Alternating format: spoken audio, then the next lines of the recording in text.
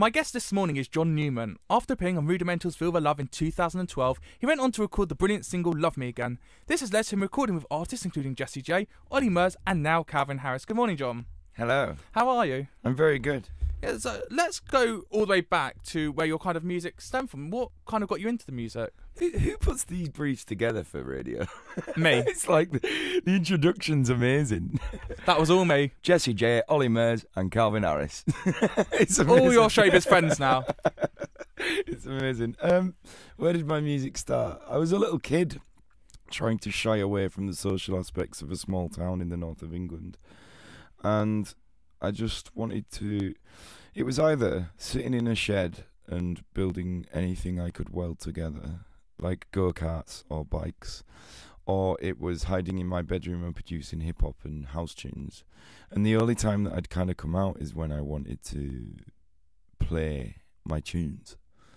And a DJ at like the local rugby club and stuff like that. And music started becoming more deeper than that. I started taking from when I did go out and not enjoying being within that social group, kind of taking my inspiration back. It's almost like harvesting, taking my food back to my hole and kind of sitting and eating it. And it was kind of that. I wanted to start expressing myself more, and the way to do that was to sit at a piano or sit at a guitar and really start bleeding through my lyrics and stuff. So you kind of left the house music and kind of went a bit more Motown, with kind of the lyrics meaning more to you than the actual tunes. That was it. And my mum was playing a lot of Northern Soul around the house, so the influence was constantly coming in. It was the turning point was when I'd finally decided that I wanted to get out the town and not be a mechanic and pursue the music that I'd already started creating. My brother had also told me to do this pretty much, and then I went to Leeds, and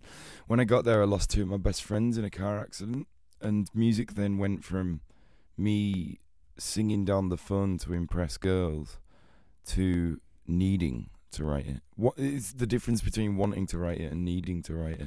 Well, I remember when Eminem brought out his single last year, and Headlights. Have you heard Headlights? Mm-hmm. And that was all about how his mum left him on the doorstep and she drove away, and all he remembered was the headlights.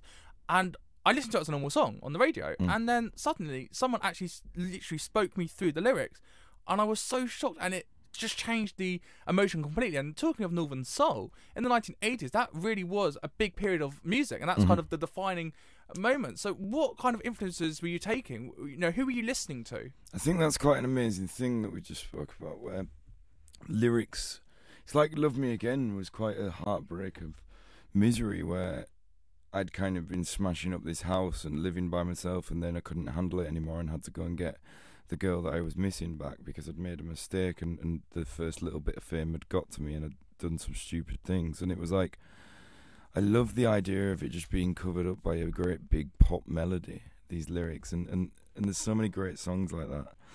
And that all comes from soul music, you know, a lot of the Motown stuff. I mean, Marvin Gaye was talking about segregation and race division within the 1960s of America, and you know, you can listen to them songs as just great melodies and great pop songs, but then you can listen to them as a real lyrical format that's really genius, you know. So a lot of the soul music was the huge influence for that. Even the grooves and things like that came from soul, and now it's come through to... It's kind of weird because it came through a period of like funk and 70s on my last record, Revolve, and now it's come through to being just a big diverse mix of everything and just pop music in the end. So. And you kind of first came alive in that pop kind of genre with Rudimental and Feel the Love in 2012, which was my big Freshers song. Why did you choose Rudimental to do your first single with? I'd been sacked from my job working in I'd moved to London, and I used to work in a bar in Leeds called Milo, and for some reason you're allowed to dance on the bar, swear, and get really drunk and like give people loads of free drinks there, and that was amazing. But then when I tried doing that at a middle-class gastro pub in North London, that didn't go down too well. So I ended up on the dole making music, which I preferred. It was well better. So I just like sat in my house making music, but I'd made a very, very good friend through that period. Piers Haggett, one of my brothers, who supported me so much and helped me move out the warehouse I was living in whilst I was working in the bar, and let me move into his family's house and sit in his family's house essentially and make music whilst being on the dole, just so I could pursue my music career in some sort of way. With working and determination, I finally got there, and the first thing I got there with was with a collaboration with Piers and the rest of his friends, Rudimental. And it's mental. I listen back to that tune, Feel the Love Now. I could never ever make that song again. I've never tried making a song like that again.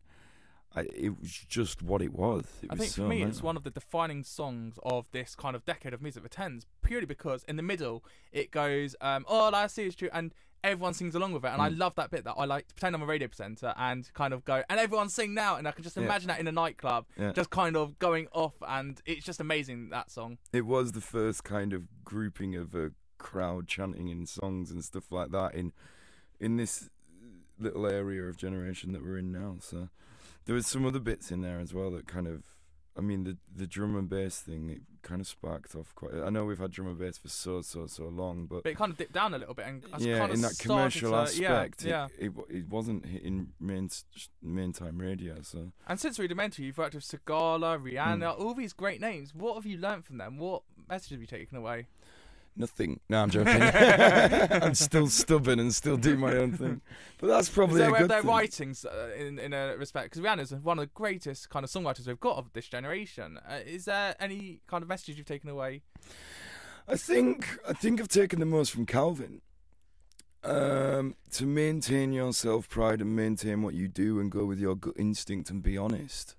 And I think he's so good at all them things. He does everything quite diversely, he does everything quite differently. And that's 10 number ones off the album 18 Months, which is just incredible. And Michael Jackson's the only other person to even be in that league. And the reason he can do that is because of what I've just said, because his diversity between each song. Not one of those songs is the same as the next. And everyone thinks, oh, you've just got a big formula. It's like, nah, every dance song's got that formula, but he does it in a different manner. So I think I've learned the most from him, but then it's nice to like do tracks with like Sigala and do breakthrough new songs that like are trending in the UK and stuff like that. It's nice to go from each spectrum to the other. It's nice to work with Charlie Wilson from the Gap Band, who's a long-running legend, and it's like I'd just like to collaborate with people that inspire me. It doesn't matter what track success they have or what. And talking about Calvin Harris, your new single is Olé, which is my summer hit of 2016. Tell me how that all happened and about the single. Talking of diversity and looking for something different, Calvin, I went into the studio. We were looking to do what was next for me. So we made a tune. I did a Calvin Harris tune almost. What was like, it was a tune that sounded like it should have been on 18 Months. It sounded a bit like I Am Marie one that was like I've been thinking about you. It sounded very similar to that, and then I was like, I love it, but we just need to put a bit of me on it. And then he was like, nah, he didn't like it. And then we tried something that was quite far away from me, he didn't like it. And then he said, like, you've got to do something different now. It's time to mix it up. It's time for him to do something different. And I went in and I was like, he persuaded me for that. And then he plays Olé, like the groove, and I was like, nah. And I went outside and smoked and was sulking for ages. And he came out, he's like, mate, come on, it's all right, let's not do that. Went in the next day and he'd wrote all the lyrics, he'd done the whole song and made this amazing pop song. Still couldn't be persuaded until he put the vocal down, because I trust him.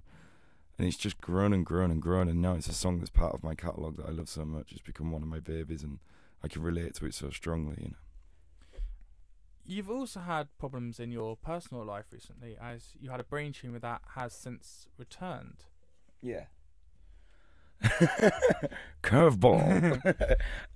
Yeah, but it's all right. It's good. It's something that it was.